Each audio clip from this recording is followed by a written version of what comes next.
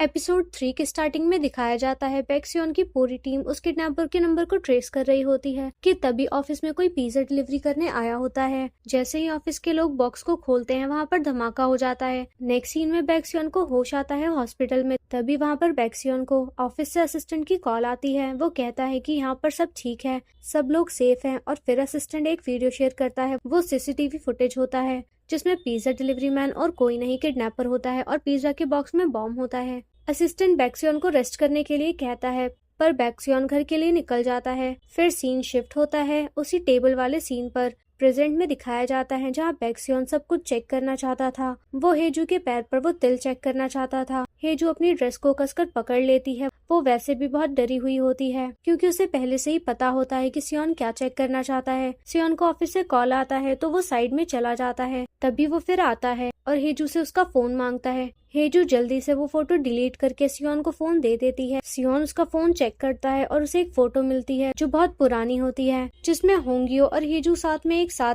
Health centre के पास खड़े होते हैं और उसे ये भी पता चलता है कि होंगियो हेजू का कॉलेज फ्रेंड है और आज हेजू लंच के लिए उसके साथ जाने वाली है। नेक्स्ट सीन में होंगियो और हेजू दोनों एक रेस्टोरेंट में लंच कर रहे होते हैं। तभी वहाँ पर यूरी आती है। वो देखती है और कहती है तुम लोग यहाँ क्या कर रहे हो और क्या तुम दोनों एक दूसरे को जानते हो। तभी बैक्सियन की एंट्री होती है जिसे देखकर होंगेजू डर जाती है और अपना फोन को छुपा लेती है। फिर चारों साथ में लंच करते हैं। इसके बाद बैक्सियन के ऑफिस का सीन दिखाया जाता है जहाँ एक आदमी डस्टबिन में कुछ रख रहा होता है और तभी कुछ देर बाद वहाँ धमाका हो जाता है। उसे ऐसा करते हुए एक आदमी देख लेता है और उसका पीछा करता है और वो उसे पकड़ लेता है। फिर उन दोनों में लड़ाई होती है। इसके बाद हमें रेस्टोरेंट का सीन दिखाया जाता है जहाँ वो चारों लंच कर रहे होते हैं। हेजू का फ्रेंड होंगियो उसे साइन लैंग्वेज में कहता है कि अगर तुम्हें यहाँ अच्छा नहीं लग रहा है तो हम यहाँ से जा सकते हैं। उसे देखकर सियोन कहता है तुम्हें भी साइन लैंग्वेज आती है? तो वो कहता है हाँ। सियोन को बहुत गुस्सा आ रहा होता है और अंदर ही अंदर उसे जेलसी फील हो रही होती है क्योंकि होंगियो बहुत अच्छे से बात कर रहा होता है हेजू से। सियोन हेजू के फ्रेंड से उल्टे सीधे क्वेश्चन करने लगता है और पूछता है कि वो क्या काम करता है। तो हेजू के फ्रेंड को भी बुरा लगता है। वो कहता है मैं पागलों का डॉक्टर हूँ। हेजू ये सब देखकर समझ जाती है कि यहाँ पर लड़ाई हो सकती है, इसलिए वो ड्रिंक गिराकर वॉशरूम चली जाती है।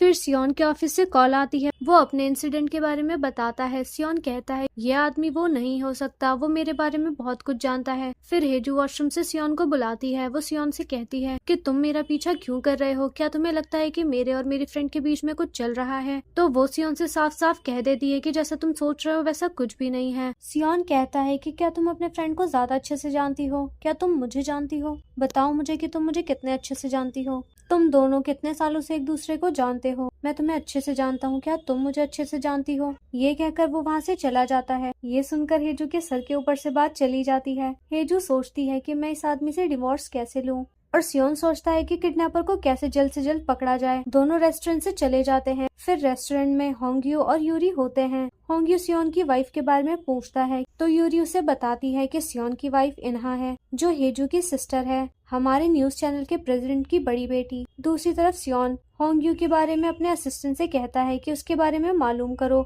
और इस फोटो में जो हेल्थ सेंटर है उसके बारे में भी पता लगाओ। तो असिस्टेंट कहता है कि मैं इस बारे में जानता हूँ। होंगियो डॉक्टर के साथ साथ बहुत बड़ा यूट्यूबर भी है। उसके 200 के से भी ज्यादा फॉलोअर्स हैं और ये बहुत फेमस भी है। इसे सुनकर सियोन और भी जेलस हो जाता है। दूसरी तरफ हेजू रेस्टोरेंट से निकलकर वो अपनी हेड से मिलने जाती है तो उसकी हेड बताती है कि उसकी जॉब अब्रॉड में लग गई है। हेजू मना कर देती है क्योंकि उसे पहले डिवोर्स चाहिए होता है। तो उसकी हेड उसे समझाती है कि तुम्हारा पति तुमसे बहुत प्यार करता है, ऐसा मत करो। फिर हेजू ये सुनकर वहाँ से चली जाती है। नेक्स्ट सीन में हम हेजू को देखते हैं कि वो अपनी कार को लेने जा रही होती है जो खराब होती है। वहाँ पर उस कार से फिर रेडियो स्टार्ट हो जाता है। पता नहीं कैसे उसकी कार हैक हो जाती है। वो डर जाती है। तभी वो अपने घर आ जाती है। फिर वो कुछ सामान लेने के लिए घर से बाहर जा रही होती है। तभी सियोन उसे मना कर देता है बाहर जाने से। तभी फिर वो किडनैपर के फोन को ऑन करती है और सियोन को कॉल करती है। वो कहती है कि तुमने क्या सोचा है? सियोन कहता है कि अगर मैं अपनी वाइफ को छोड़ दूं तो इसमें तुम्हारा क्या फायदा है? ये सुन के हेजू कुछ नहीं बोलती। सियोन कहता है कि मैं अपनी वाइफ को नहीं छोड़ सकता।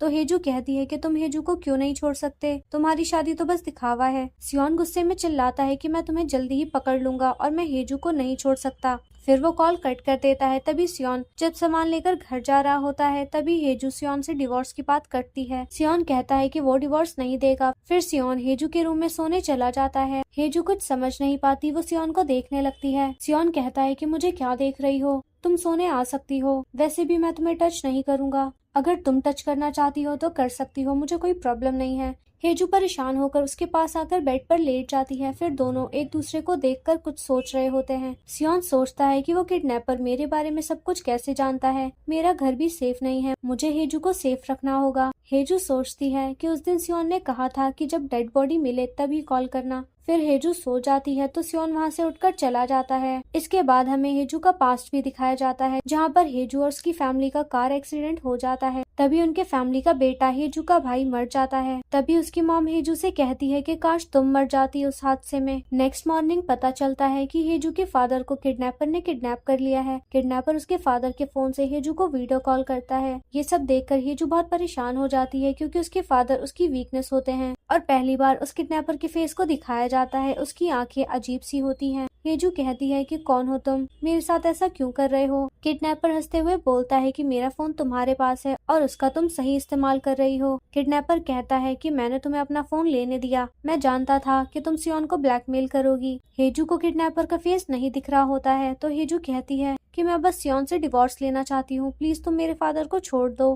किडनैपर कहता है कि ठीक है, इस बार मैं तुम्हारे फादर को छोड़ देता हूँ, और तुमने अब ये गेम स्टार्ट कर ही दिया है तो अब तुम पीछे नहीं हट सकती और तुम डेली सियोन को कॉल करोगी। नेक्स्ट सीन में सियोन को किसी का कॉल आता है। फिर हमें हेजू को दिखाया जाता है, वो जल्दी से हॉस्पिटल जाती है और अपने फादर को देखकर रिलैक्स फील करती है और बहुत रोती है। हॉस्पिटल में पुलिस आई होती है इन्वेस्टिगेशन के लिए। वो हेजू को अपनी कार में ले जाने के लिए कहते हैं। हेजू कार में बैठ जाती है, तभी उस कार का रेडियो ऑन हो जाता है, जैसे उस कार को हैक कर लिया हो। ये सब देखकर हेजू डर जाती है। तभी वो कार से बाहर आ जाती है। हेजू बहुत परेशान हो रही होती है, वो सोचती है कि वो बस अकेला रहना चाहती है। तभी सियोन की एंट्री होती है। पुलिस हैरान हो जाती है कि प्रेसिडेंट का स्पोक पर्सन यहाँ पर क्या कर रहा है। वो पूछती है कि आप इस लेडी को जानते हो, तो सियोन पहली बार पब्लिकली कहता है कि ये मेरी फैमिली है और ये मेरी वाइफ है। ये सुनकर हेजू भी हैरान हो जाती है।